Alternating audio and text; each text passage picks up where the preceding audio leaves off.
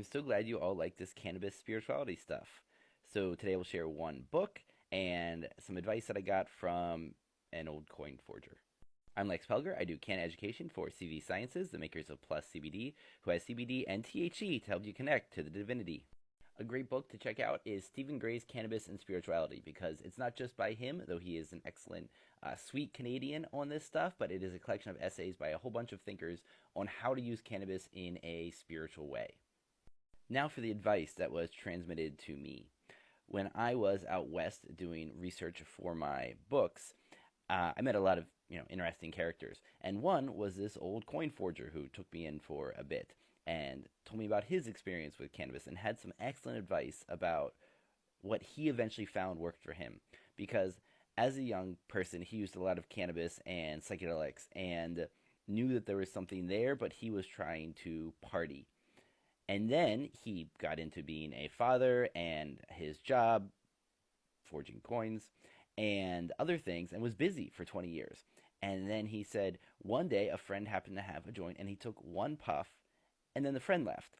And he said he sat there alone in his bedroom and watched the sun go down and watched the shades of the colors change. And he said it was such an indescribable feeling of oneness like he hadn't felt for a really long time.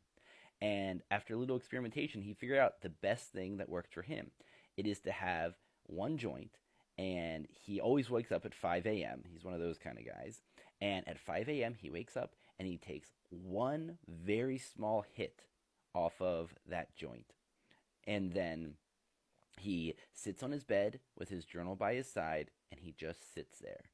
And he watches the sun come up, and he lets his thoughts roll. Sometimes he meditates, sometimes he doesn't. He's just there being. And he said, if I take a lot of cannabis, it is not helpful. My thoughts are all over the place. I'm a bit goofy.